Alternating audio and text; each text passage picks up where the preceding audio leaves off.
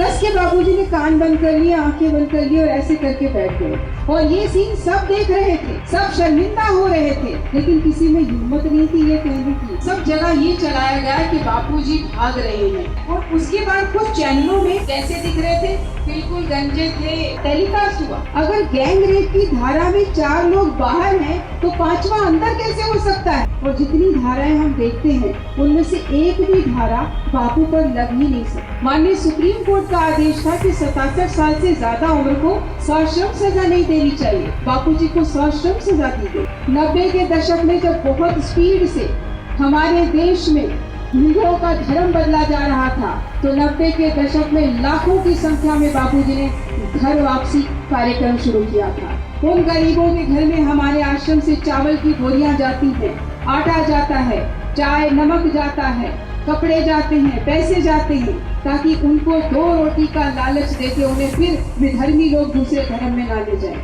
सितंबर 1993 में बापूजी को शिकागो भेजा गया था वर्ल्ड रिलीजियस पार्लियामेंट में भारतीय संस्कृति का प्रतिनिधित्व करने के लिए। 1998 में बापूजी पर जानलेवा हमला हुआ कालाहांडी में, उड़ीसा में। वो भी बापू झेल गए। जंतर मंतर की सड़क पर जाके बापूजी बैठ गए थे कि संतों पर अत्याचार बंद करिए, ये गलत है। एक गलत केस में गलत तरीके से फंसा के गलत सजा दे दी। हम तब भी चुप रहे। हम सड़कों पर तब आए जब बापूजी की जान पर बन गया। हीमोग्लोबिन 3-3.5 पहुंच गया। 7 बोतल खून इस बुढ़ापे में चढ़ाना कितना खतरनाक होता है। आज सड़कों पर हजारों महिलाएं उतर रही हैं, बार बार चिल्ला के बोल रही हैं, बापूजी निर्दोष है, निर्दोष है, निर्दोष है। तो ये क्यों नहीं सुनाई दे रहा। इसी देश में कसाब नाम का एक आतंकवादी को उसकी पसंद का मांस दे सकते हो। एक संत जिन्होंने दुनिया के लिए इतना कुछ किया, उन्हें उनकी पसंद का इलाज नहीं दे सकते। जिस संत ने समाज के लिए न दिन देखा न रात देखा, आज वो समाज आंखें बंद कर भी कैसे बैठ सकता है संत के लिए।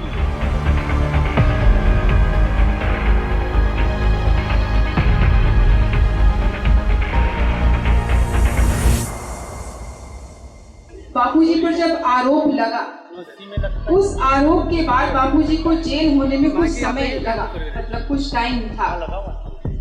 आरोप लगने के तुरंत बाद सब जगह ये चलाया गया कि बापूजी भाग रहे हैं, जबकि बापूजी अपने डिजाइन यानी लिखे हुए जो पहले से आयोजित सत्संग थे, कहाँ थे, कितने बजे थे, वो सारे सत्संग करते थे। सब लोगों के बीच जाकर के सत्संग करते थे। फिर ये कह देना कि वो भाग रहे हैं, कितना सही था। अब दूसरी बात को देखो, फिर ये कहा गया कि नारायण साईं भाग रहे हैं। और उसके बाद कुछ चैनलों में तो ये बाइट चलाई गई, इंटरव्यू चलाया गया कि हाँ मुझे मिले थे नारायण साईं, मेरे घर आए थे, मेरे से फोन मांगा था, फोन पे बात कहीं की थी। कैसे दिख रहे थे, बिल्कुल गंजे थे, सर पे बाल नहीं था। ये सब गया, टेलीकास्ट हुआ। उसके ठीक 20 दिन बाद वही चैनल दिखाता है कि नारायण साईं अरेस्ट हो गए और इतने बड़े बड़े बाल। मैंने उस चैनल को फोन किया, मैंने कहा तूने तो दिखाया था कि वो गंजे हो गए हैं। अगर वो गंजे हो गए तो 20 दिन में इतने बड़े बाल कैसे आ गए। या तो तू तब झूठ बोल रहा था या अब झूठ बोल रहा है, बता। तो फंस गया, उसको समझ में नहीं आया मैं क्या बोलूं। बोला नीरम जी तो हमने सुन के बोला है। अरे जब आप सुन के बोल रहे हो, अगर जब आप सुन के बोल रहे हो तो हमारी भी तो करोड़ों महिलाएं ये कह रही हैं ना कि बापूजी हमारे गुरु हैं, बापूजी हमारे इष्ट हैं, हम बापूजी को क्यों पूजते हैं बता रही हैं, तो वो क्यों नहीं सुन रहे हो। एक महिला ने आरोप लगाया, वो आपने कितने दिन गाया। आज सड़कों पर हजारों महिलाएं उतर रही हैं, बार बार चिल्ला के बोल रही हैं बापूजी निर्दोष है, निर्दोष है, निर्दोष है। तो ये क्यों नहीं सुनाई दे रहा। बार बार चिल्ला के बोल रही हैं कि हमारे बापूजी को, बापूजी के माफिक जो आयुर्वेद इलाज है वो दे दीजिए, वो क्यों नहीं सुन रहा। बार बार चिल्ला के बोल रही है कि बापूजी के इतने दैवी कार्य हैं, कम से कम मुझ में से कुछ तो देख लीजिए, वो क्यों नहीं सुन रहा। तो अगर आप आंख बंद कर ले किसी के प्रति तो सत्य आपको दिखेगा कैसे। कुछ बड़े बुजुर्गों ने कही है एक बात कि झूठ तब तक जीतता है जब तक सत्य का साथ देने वाले चुप रहते हैं। मैं थोड़ा सा केस के बारे में भी बात करूंगी। उस लड़की ने कितनी बार अपना बयान बदला। सबसे पहली बात कि वो लड़की छिंदवाड़ा में पढ़ती थी और घटना जिस दिन की बताती है उस दिन से 2 दिन बाद वो जाके FIR लिखवाती है और FIR में 0 FIR और उस FIR में वो 5 लोगों के नाम लिखवाती है और उस 5 में से 4 लोग जेल से बाहर, अकेले बापू फंसे। और एक धारा ऐसी लगी है, वो धारा गैंग रेप की है। अगर गैंग रेप की धारा में 4 लोग बाहर हैं तो 5वां अंदर कैसे हो सकता है? क्या ये कानून की पेचीदगी गलत नहीं दिखाई दे रही? ये तो एक छोटे छोटे उदाहरण है जो मैं वकीलों से बात करती हूँ तो बताते रहते हैं कि नीलम जी ये देखो आपके इस केस में ये चल रहा है, इस केस में ये धारा है, ये धारा है, इस धारा का ये अर्थ है, इस धारा का ये अर्थ है। और जितनी धाराएं हम देखते हैं उनमें से एक भी धारा बापू पर लग ही नहीं सकती। मैं उदाहरण देती हूँ। एक बार मैं जोधपुर जेल में गई बापू जी से मिलने, कुछ बात थी, कुछ पूछने गई थी। मैं पूछ नहीं पाई क्योंकि बापू जी तुरंत कोर्ट चले गए थे। तो मुझे लगा मैं भी कोर्ट जाती हूँ, कोर्ट का सीन भी देख लूंगी कैसा है। कोर्ट में जब मैं पहुंची तो बापूजी पीछे, क्योंकि बापूजी बुजुर्ग हैं, बापूजी के लिए कुर्सी आती थी, पीछे कुर्सी रखी जाती थी, बापूजी उस चेयर पे बैठे और सामने जज साहब आए और उसके बाद प्रोसीडिंग स्टार्ट हुई। तो FIR पूरी पढ़ी जाती है। FIR में इतना कचरा लिखा हुआ था कि जैसे ही FIR पढ़नी शुरू की गई बापूजी ने अपने कान कस के बंद कर लिए। ये सीन मैंने खुद देखा। कस के बापूजी ने कान बंद कर लिए, आंखें बंद कर ली और ऐसे करके बैठ गए। आप सोचिए, जिस FIR का शब्दों को बापू सुन के बर्दाश्त नहीं कर सकते वो क्रिया बापू कर कैसे सकते? और ये सीन सब देख रहे थे, सब शर्मिंदा हो रहे थे, लेकिन किसी में हिम्मत नहीं थी ये कहने की कि इतने बड़े संत को फंसाना गलत है, हमें ये नहीं करना चाहिए। फिर भी करते चले गए। आरोप को पहले आरोपी रखा गया, ट्रायल इतना लंबा चला, 2013 में अरेस्ट किया, 18 तक जाके ट्रायल चला। 25 अप्रैल 2018 को बापूजी को सजा सुनाई गई और सजा भी इतनी खतरनाक कि आज तक किसी को नहीं मिली, ना ही किसी को मिलेगी ये सजा। माननीय सुप्रीम कोर्ट का यह आदेश है कि 67 साल से ऊपर की आयु के लोगों को सश्रम सजा नहीं दी जा सकती, लेकिन बापूजी 76 साल की उम्र में तो जेल गए थे। उसके 5 साल बाद कितने साल के हो गए? 81। और 80-81 साल की उम्र में बापूजी को जो सजा सुनाई जा रही है वो क्या सुनाई जा रही है? अंतिम सांस तक जेल में सश्रम। माननीय सुप्रीम कोर्ट का आदेश भी इसमें नहीं माना गया। माननीय सुप्रीम कोर्ट का आदेश था कि 67 साल से ज्यादा उम्र को सश्रम सजा नहीं देनी चाहिए। बापूजी को सश्रम सजा दी गई और अंतिम सांस तक। अंतिम सांस का मतलब आपके पास पैरोल के रास्ते बंद किए जा रहे हैं। मेडिकल बेल मिल सकती है, ऐसा हमारे संविधान में एक है ऑप्शन। संविधान की बात भी नहीं सुनी गई। जब बापूजी को हार्ट अटैक आया और 22 दिन के लिए अस्पताल में बापू जिंदगी मौत की लड़ाई लड़ रहे थे और जोधपुर एम्स ने साफ साफ कह दिया कि इतनी सारी बीमारियां इन्हें हैं, उम्र ज्यादा है, इस उम्र में हम रिस्क नहीं ले सकते, ऑपरेशन करना मुश्किल है, जो बाकी सारे टेस्ट हमारे अस्पताल में नहीं हो सकते। जोधपुर जैसा एम्स अस्पताल, वहाँ टेस्ट करने की कुछ मशीनें नहीं हैं और एम्स के अस्पताल में बापूजी को ये कहा गया कि इनका इलाज यहाँ संभव नहीं है, इन्हें दिल्ली रेफर किया जाए। दिल्ली रेफर किया जाए ये कागज मिला, उसके बाद कोई इलाज नहीं मिला। बापूजी की बीमारी बढ़ती गई, तकलीफें बढ़ती गई और बापू व्हील चेयर पे आ गए। कहाँ तो बापू यूं टहला करते थे, आपने कईयों ने वो दर्शन किया होगा, बापू को टहलते हुए देखा होगा। आज व्हील चेयर पे पहुंचा दिए गए। क्या ये प्रताड़ना नहीं है? संविधान ये कहता है कि हम लोगों को अधिकार है स्वस्थ रहने का, सुरक्षित रहने का, सम्मानित जिंदगी जीने का। आर्टिकल 21 में, हमारे संविधान में ऐसा कहा गया है, लेकिन आर्टिकल 21 का भी सम्मान नहीं किया गया। किसी देश में कसाब नाम का आतंकवादी आता है, गोलियों से धूम देता है निर्दोष लोगों को और यही कानून उससे पूछता है कि तू गोश्त किस तरह का खाएगा। उसको एक उसकी पसंद का मांस दिया जा रहा है लेकिन हमें हमारी पसंद का इलाज नहीं दिया जा रहा है। ये कैसा संविधान है? एक देश में कितने संविधान आप चलाओगे? एक आतंकवादी को उसकी पसंद का मांस दे सकते हो, एक संत जिन्होंने दुनिया के लिए इतना कुछ किया उन्हें उनकी पसंद का इलाज नहीं दे सकते।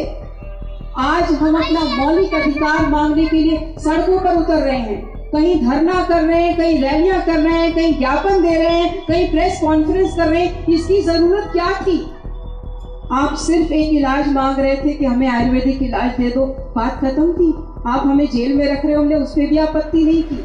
एक गलत केस में गलत तरीके से फंसा के गलत सजा दे दी, हम तब भी चुप रहे।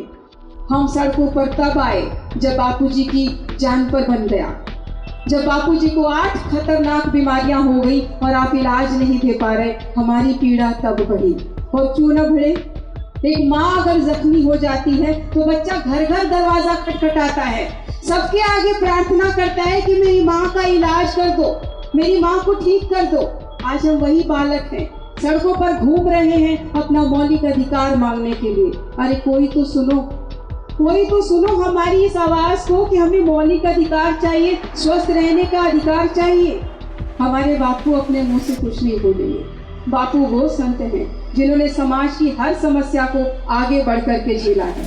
जब शंकराचार्य जी पर आपत्ति आई थी, उन्हें आधी रात को जेल में बंद कर दिया गया था, दिवाली की आधी रात।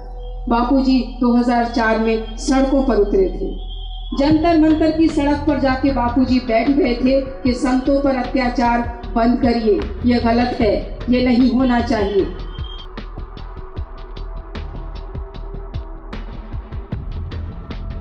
कई बार बापूजी ने संतों का सम्मान किया, सामने आए। बापूजी 11 साल 5 महीने जेल में गलत तरीके से बंद रहे। बापूजी की समस्याएं, शारीरिक समस्याएं बढ़ती गई, लेकिन हमने नहीं देखा कि बापू के लिए किसी ने सड़क पर धरना दिया हो, बापू के लिए किसी ने रैली निकाली हो। बापू के लिए कोई धरना दे रहा है तो बापूजी के बच्चे, रैली निकाल रहे तो बापूजी के बच्चे। क्या बापूजी ने इन बच्चों के लिए ही काम किया है? 25 दिसंबर का दिन बापूजी ने डिक्लेयर किया कि ये तुलसी पूजन दिवस के रूप में मनना चाहिए, और मनना शुरू हुआ। उसके बाद कोरोना का सांप आया, कोरोना ने डसने लगा घर घर, तो सब लोगों ने तुलसी के पत्तों के रस का बोतल बना बना बेचा और अपना स्वास्थ्य लाभ लिया। क्या ये बापूजी की कही हुई वाणी का सम्मान नहीं था? आपकी जेबों में पैसे आ गए, आपने तभी नहीं याद किया कि एक संत का दिशा आपको सम्मान दे रही है, एक संत की दिशा आपको मार्गदर्शन कर रही है। 14 फरवरी का दिन लोग सड़कों पर डंडा लेके घूमते थे, न प्रशासन के हाथों समस्या संभलती थी, न परिवार से संभलती थी, न पुलिस वालों से संभलती थी। बाबूजी ने एक बार डिक्लेयर किया कि इसे पेरेंट्स वर्शिप डे में कन्वर्ट कर दीजिए। 2006 में बापूजी के कुछ शिष्यों ने ये डे मनाया था। अभी जो 14 फरवरी बीता है, 87 करोड़ लोगों ने मातृ पितृ पूजन दिवस मनाया है 14 फरवरी को। वैलेंटाइन डे नहीं मना। वो विदेशी कचरा जो हमारे देश में बदबू फैला रहा था, उसको बापूजी ने एक परफ्यूम से गायब कर दिया। कितना सुंदर हल दिया। और ऐसे संत को हमने क्या दिया? जेल की सलाखें दी, चलो वो भी बर्दाश्त कर लेते हैं। उसके बाद क्या दिया? इतनी सारी बीमारियां। बापूजी की छोटी आंख से लगातार ब्लड रिसाव, रक्त का स्राव होता रहता है, ब्लीडिंग होती रहती है। अभी हाल फिलहाल में जनवरी में बापू एडमिट हुए थे, 7 बोतल खून चढ़ा बापूजी को। सोचिए, हीमोग्लोबिन 3-3.5 पहुंच गया, 7 बोतल खून इस बुढ़ापे में चढ़ाना कितना खतरनाक होता है। बापूजी ने वो भी झेला। आज बापूजी पैदल नहीं चल पाते, व्हील चेयर पे, सो नहीं पाते, खा नहीं पाते। जिस संत ने समाज के लिए न दिन देखा न रात देखा, आज वो समाज आंखें बंद करके कैसे बैठ सकता है इस संत के लिए? बापू वो संत हैं जो दिशा हमेशा देते हैं। बापू जेल में बंद होने के बाद भी जिन योजनाओं को शुरू करके गए थे, उन योजनाओं के विषय में हमेशा पूछते थे आश्रम वालों से कि गरीबों में भंडारे चल रहे हैं कि नहीं। हर साल दिवाली पे बापूजी टनों क्विंटल अनाज और मिठाइयाँ बंटवाते थे आदिवासी इलाकों में, कंबल बंटवाते थे आदिवासी इलाकों में, गरीब बस्तियों में, छोटे छोटे बच्चों को किताबें कॉपियाँ बंटवाते थे ताकि पढ़ाई लिखाई करके अपने अधिकार लेना सीख जाएं। 90 के दशक में जब बहुत स्पीड से हमारे देश में हमारी ही संस्कृति को कुचलना शुरू कर दिया गया था, धर्मांतरण के रूप में हमारे हिंदुओं का धर्म बदला जा रहा था, तो 90 के दशक में लाखों की संख्या में बापूजी ने घर वापसी कार्यक्रम शुरू किया था। और ये घर वापसी की वजह से ही बापूजी हिट लिस्ट में आ गए थे। उसके बाद बापूजी को दुश्मन माना जाने लगा था अंतर्राष्ट्रीय स्तर पर, क्योंकि बड़े लेवल पे बापूजी ने घर वापसी करी थी। जिन लोगों का धर्मांतरण हो चुका था उनको वापस हिंदू बनाने का काम बापूजी ने किया था। और यही वजह थी 1993 में, सितंबर 1993 में बापूजी को शिकागो भेजा गया था वर्ल्ड रिलीजियस पार्लियामेंट में भारतीय संस्कृति का प्रतिनिधित्व करने के लिए। वहाँ 3 मिनट मिलते हैं बोलने के लिए। बापूजी ने बोलना शुरू किया, बापूजी ने आधा घंटा बोला। भारतीय संस्कृति इतना बड़ा मैटर है कि 3 मिनट में सिमट नहीं सकता। भारतीय संस्कृति के विषय में जब बापू बोलने बैठे तो लोग सन्नाटा, पिन ड्रॉप साइलेंस था, सब सुन रहे थे। और उसके बाद विदेशी पर्यटक हमारे देश में कुंभ के मेले में भीड़ में आते थे। तो क्या विदेशी पर्यटकों का देश में आना हमारी अर्थव्यवस्था को फायदा नहीं दे रहा? अरे कुछ नहीं देखते तो यही देख लेते। अगर बापू रेपिस्ट थे तो इतने बड़े देश में इतने सारे संतों के बीच में 1993 में सिर्फ बापू का नाम क्यों चुना गया शिकागो में भारतीय संस्कृति का प्रतिनिधित्व करने के लिए? ये बात सोचने की है। और सुनो, इसके बाद भी बापूजी के पीछे इतने लोग पड़े रहे, फिर भी बापू भीड़ में निकलते थे। 1998 में बापूजी पर जानलेवा हमला हुआ कालाहांडी में, उड़ीसा में, वो भी बापू झेल गए। फिर बापू और स्पीड से चले और बापूजी ने उन गरीब बस्तियों में योजनाएं चलाई कि इनको राशन कार्ड दिया जाए ताकि इनका धर्म 2 रोटी के लिए कोई बदल ना दे।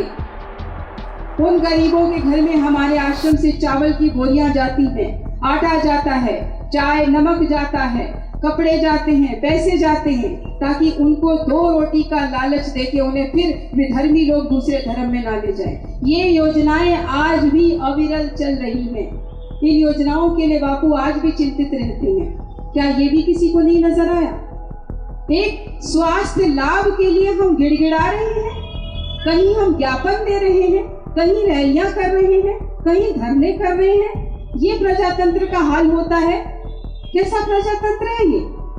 कहाँ जाके चिल्लाएं कि हमें हमारा मौलिक अधिकार दे दो, वो मौलिक अधिकार जिसको जो हमें जन्म सिद्ध मिला हुआ है, जन्म से हम यहाँ के नागरिक हैं, कोई आतंकवादी थोड़ो है हमारे साथ ऐसा व्यवहार। ये हो सकता है दुनिया बर्दाश्त कर ले, हो सकता है सत्ता बर्दाश्त कर ले, हो सकता है कुछ हद तक जनता बर्दाश्त कर ले। आपको लगता है प्रकृति बर्दाश्त कर लेगी? संत का अपमान कभी भी प्रकृति नहीं सह सकती।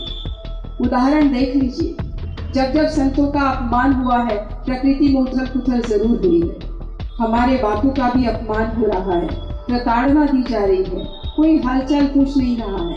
ये कितना गलत है। फिर भी बापूजी के बच्चे धूप में, बारिश में, शिमला में बारिश हो रही थी और रैली चली। 4000 लोगों ने शिमला में बारिश में रैली करी और एक ही मकसद लेके कि हमारे बापूजी को स्वास्थ्य लाभ दिया जाए, आयुर्वेदिक इलाज दिया जाए।